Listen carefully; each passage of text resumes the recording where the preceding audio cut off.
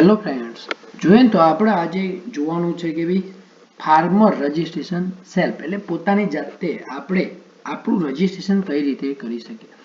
આપણે આપણું રજિસ્ટ્રેશન આપણા મોબાઈલ કે આપણા પોતાના કોમ્પ્યુટરથી કરી શકીએ. સિવાય એની જે લિંક છે તે હું મારા આઈડીમાં નીચે લખેલી હશે તે લિંક ઉપર જઈ કોપી કરી તમે પેસ્ટ કરશો તો અહીં આ પ્રકારે આપણે જોવા મળશે.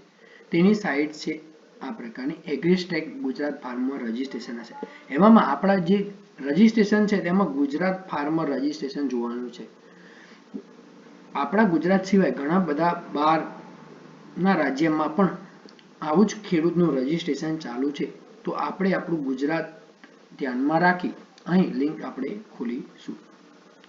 લિંક ખોલ્યા બાદ આપણે આપણું પોતાનું ફાર્મર રજિસ્ટ્રેશન કરવાનું છે. એમાં અહીં કંઈક આ પ્રકારે લોગિનમાં જોવા મળશે કે એક ઓફિશિયલ છે, એક છે ફાર્મર. એમાં ઓફિશિયલ મતલબ કે જે ઓફિસમાં કામ કરે, જે સીએસસી સેન્ટર કે વીસી મિત્ર હોય તેમના માટેનું ઓફિશિયલ. પણ આપણે આપણું પોતાનું રજિસ્ટ્રેશન જાતે કરવાનું હોવાથી આપણે ત્યાં ફાર્મર ઉપર ટીક મારશું. ફાર્મર ઉપર ટીક માર્યા બાદ નીચે અહીં ક્રિએટ ન્યૂ યુઝર એકાઉન્ટ આપવાનું રહેશે. ક્રિએટ ન્યૂ યુઝર આપતા આપણે અહીં ખેડૂતનો આધાર કાર્ડ મતલબ કે આપણો પોતાનો આધાર કાર્ડ નંબર અહીં દાખલ કરવાનો રહેશે.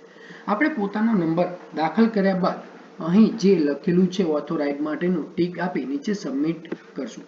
સબમિટ કરશું ત્યારે આપણે પોતાનામાં જે ઓટીપી આવે તે અહીં ઓટીપી દાખલ કરવાનો રહેશે. ઓટીપી દાખલ કરી નીચે વેરીફાઈ કરવાનું છે. વેરીફાઈ કરશું ત્યારબાદ ખેડૂતની ડિટેલ ખુલી જશે જે આધાર કાર્ડમાં જોવા મળે છે તેમાં આપણે કંઈ એડ કરવાનું થતું નથી. પણ નીચે જે ખેડૂતનો નંબર આવે તે આ પ્રકારે અહીં દાખલ નંબર કરી સાઈડમાં આ બાજુ ટીક આલતા જ ફરીથી ખેડૂતનામાં પોતાનો એક ઓટીપી ફરી સેન્ડ થશે જે કંઈક 00 થી સ્ટાર્ટ થશે. એ ઓટીપી અહીં આપણે દાખલ કરવાનો છે. એ ઓટીપી દાખલ કર્યા બાદ અહીં નીચે વેરીફાઈડ બટન ઉપર ટીક કરવાનું રહેશે. ત્યારબાદ વેરીફાઈડ થઈ ગયા પછી આગળ વધતા ખેડૂતનો પોતાનું કઈ રીતે પાસવર્ડ રાખવું એ સેટ કરવાનું છે. હવે આપણે પોતાને જે સહેલો પડે એ રીતે આપણે અહીં પાસવર્ડ લખવાનો છે અને આપણે યાદ પણ રાખવાનો છે. તો અહીં બંને પાસવર્ડ લખી એક જ પ્રકાર સેમ અહીં ક્રિએટ માય એકાઉન્ટ આપશું. તરત જ આપણે પોતાનામાં સક્સેસફુલનો મેસેજ આવી જશે અને આપણી આ સ્ક્રીન કે મોબાઈલ કે કોમ્પ્યુટરની સ્ક્રીનમાં સક્સેસફુલ એક્ટિવેશનનો મેસેજ પણ આવી જશે. એ મેસેજ આવ્યા પછી આપણે પોતાનો જે મોબાઈલ નંબર આગળ દાખલ કર્યો તે અહીં મોબાઈલ નંબર અને જે આપણે પાસવર્ડ સેટ કર્યો તે અહીં લખવાનો રહેશે. એ લખ્યા પછી આપણે આપણું પોતાનું લોગિન કરવાનું રહેશે. એ કેપ્ચર લખ્યા બાદ અહીં લોગિન કરતા આ પ્રકારે સ્ક્રીન જોવા મળશે. એમાં અહીં રાઈટ સાઈડમાં ખેડૂતનું નામ પણ હશે અને અહીંયા નીચે જે આધાર કાર્ડમાં ડિટેલ હશે એ પ્રમાણે ડિટેલ જોવા મળશે. ત્યારબાદ અહીં નીચે રજિસ્ટ્રેશન એઝ ફાર્મર આપતા જ આ પ્રકારે જોવા મળશે. આમાં એવું છે કે પોતાને ખેડૂતને જો પોતાનો મોબાઈલ નંબર ચેન્જ કરવાનો હશે તો આપણે યસ આપશું અને એના એ રાખવાનો હશે તો નો આપીશું. ત્યારબાદ અહીં આપણે જો ખેડૂતમાં આધાર કાર્ડમાં જે ડિટેલ હશે તે અહીં જોવા મળશે. એમાં નેમ મેચ સ્કોર જરૂરી છે. જ્યાં સુધી નેમ સરખું નહીં લખાય ત્યાં સુધી તમારું એપ્રુવલ નહીં થાય. અને આધાર કાર્ડમાં જે ઇંગ્લિશ નામ છે તેમ સેમ ગુજરાતીમાં નામ હોવું જોઈએ. અને એવામાં ગુજરાતીમાં કોઈ નામમાં પોતાની ક્ષતિ હશે કે કોઈ ભૂલ હશે તો આપણે અહીં સુધારી શકીએ છીએ. બાદમાં અહીં નીચે કાસ્ટ કેટેગરી સિલેક્ટ કરવાની છે. એમાં જે પોતાની જે આપણી કાસ્ટ હશે કે ભાઈ જનરલ, એસસી, ઓબીસી, એસટી જે છે તે અહીં આપણે સિલેક્ટ કરી આગળ વધતા અહીં આઈડેન્ટિફિકેશન નેમ લખવાનું છે. એમાં ઘણીવાર લખેલું આવશે, ઘણીવાર નહીં પણ લખેલું આવે. તો એવામાં ખેડૂતે પોતાના ફાધરનું નામ અહીં લખવાનું રહેશે. અહીં લખ્યા બાદ રાઈટ સાઈડમાં આપણે આપણું જે ખેડૂત પિતાનું નામ છે એ ગુજરાતીમાં લખવાનું છે. ગુજરાતીમાં જે લખશું આધાર અને ઇંગ્લિશમાં લખશું બંને સ્કોર 100% અહીં મેચ થયો એવું કંઈક જોવા મળશે. ત્યારબાદ નીચે જે ફાર્મર ડિટેલ છે એમાં ખેડૂતનું પોતાનું ફોટો જોવા મળશે. એમાં કંઈ આપણે લખવાનું થતું નહીં. ત્યારબાદ અહીં નીચે આગળ વધવાનું છે, એટલે ખેડૂતની રેસિડેન્ટિયલ ડિટેલ આવશે, મતલબ કે ખેડૂત જ્યાં રહે છે તે આધાર કાર્ડમાં એડ્રેસ છે તે અહીં જોવા મળશે. એમાં કોઈ આપણે ચેન્જ કરવાનું હોય તો નીચે આવેલા ઓપ્શન ઉપર ઇન્સર્ટ રેસિડેન્ટ ડિટેલ એડ કરી શકીએ છીએ કે નવું આપણું એડ્રેસ અહીં એડ કરી શકીએ છીએ. ત્યારબાદ આગળ વધતા લેન્ડ ઓનરશીપમાં ઓન ફરજિયાત આપણે ટીક કરવાનું રહેશે, એમાં બીજું કોઈ આપણે ટીક કરશું નહીં. ત્યારબાદ નીચે ઓક્યુપેશન ડિટેલ, એમાં જે બે ટીક બતાવે એગ્રીકલ્ચર અને લેન્ડ ઓનર ફાર્મર, એ બે ટીક આપણે ફરજિયાત કરવાના રહેશે એ બંનેમાં. ત્યારબાદ નીચે લેન્ડ ડિટેલ ઓનર લેન્ડ છે, એમાં આપણે જે પોતાનો ખેડૂતનો ખાતા નંબરમાંથી જે સર્વે નંબર હોય જમીનનો જે ખેતરનો તે અહીં ગમે તે એક લખશું. ત્યારબાદ આ રીતે જોવા મળશે, તે અહીં આપણે પોતાનો જિલ્લો, તાલુકો અને ગામ સિલેક્ટ કરવાનું છે.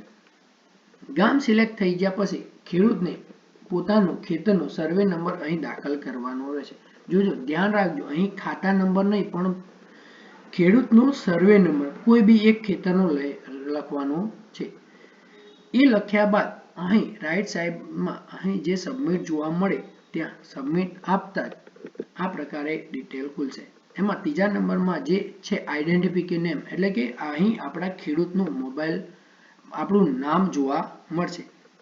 એમાં ઘણા બધા ખેડૂતના નામ હોઈ શકે, એમાં આપણું જે પોતાનું નામ છે ત્યાં આપણે સિલેક્ટ કરશું.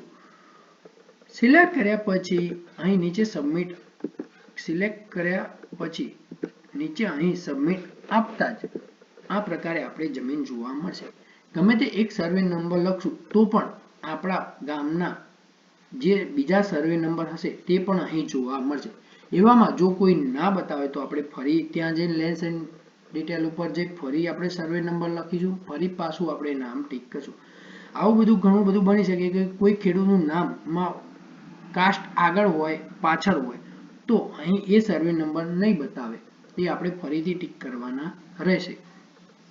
આમાં એવું બી બની શકે કે આપણે ખેડૂતના એક જ ગામમાં બે નામના ખેડૂતો હોય તો આપણે આપણા જે સર્વે નંબર છે એ જ આપણે અહીં ટીક કરવાના રહેશે, બીજા કોઈ સર્વે નંબર ટીક કરવાના રહેતા નથી. ત્યારબાદ અહીં રાઈટ સાઈડમાં નીચે સબમિટ આપતા જ આગળ વધીએ ત્યારે આપણે જો કોઈ જમીન બાકી હશે તો આપણે ફરી અહીંયા એડ કરશું ત્યારે કંઈક આ પ્રકારે જોવા મળશે. એમાં ખેડૂતનો જે પૈકી ભાગ છે તે અહીં આપણે ટીક કરવાનો છે. ખેડૂતને ઘણીવાર પૈકી ભાગમાં પોતાનું અલગ અલગ નામ હોય, ભાઈઓના નામ હોય, તો એમાં આપણું પોતાનું આઈડેન્ટિફિકેશન જે નામ છે તે અહીં એડ કરવાનું રહેશે. એમાં એડ કરતા કંઈક આ રીતે જોવા મળશે. આ રીતે જોવા મળે એમાં આપણે જે એગ્રીકલ્ચર છે તે ફરજિયાત ટીક કરવાનું રહેશે. બાદમાં લેન્ડ ઓનરશિપ ટીક કરવાની, એમાં જે ખેડૂત છે એને પોતાનું ફાધરનું નામ લખવાનું છે, એ લખેલું નથી આવવાનું, આપણે ઇંગ્લિશ કે ગુજરાતી બંનેમાં લખી શકીએ છીએ. ત્યારબાદ અહીં નીચે એડ લેન્ડ ડિટેલ ઉપર ટીક કરતા આ રીતે જમીન જોવા મળશે. જે ખેતર હશે તે આવી જશે. હજુ પણ કોઈ જો બાકી રહી જાય તો અહીં ફરી ફેચ લેન્ડ ડિટેલ ઉપર જઈ ફરી ડિટેલ દાખલ કરશે ત્યારે ફરી આપણું બીજું જે ખેતર હશે તે આપણે એડ કરી શકીશું. પણ આપણે એ ધ્યાન રાખવાનું છે કે હાલ એક જ ગામનું રજીસ્ટ્રેશન કરવાનું છે, બીજા ગામની જમીન આપણે એડ કરી શકતા નહીં. એવામાં જો કોઈ આપણે એડ કરશું તો આ રીતે કંઈક એરર જોવા મળશે. એટલે આપણે આપણું જે ખેતર છે એક જ ગામનું તે જ ટીક કરવાનું છે, બાકી વધારાના બીજા ગામના પછી એડ કરવાના થશે. એટલે એ થઈ ગયા પછી અહીં ઓલ લેન્ડ વેરિફિકેશન કરવાનું છે. ઓલ લેન્ડ વેરિફિકેશન કરતા અહીં 3 ટીક જોવા મળશે. એ થઈ ગયા બાદ આગળ વધતા જ આપણે અહીં નીચે સોશિયલ રેસિડેન્ટ ડિટેલમાં ઓપ્શન આવે છે પણ આપણે એમાં કંઈ લખવાનું થતું નથી. આપણે જે સ્ટાર હોય તે આપણે અહીં ફરજિયાત લખવાનું થાય છે. બાદમાં ડિપાર્ટમેન્ટ ઓફ એપ્રુવલમાં ફરજિયાતપણે એગ્રીકલ્ચર ટીક કરવાનું છે.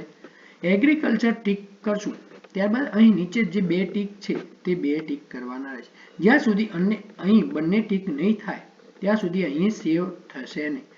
જો એવામાં કોઈ આ ઉપરનું અહીં ટીક ના થાય તો એવામાં કંઈ આપણે ફોર્મ ભરવામાં કંઈ બાકી રહી ગયું હશે તો જ એવું બનશે કે અહીં ટીક નહીં થાય.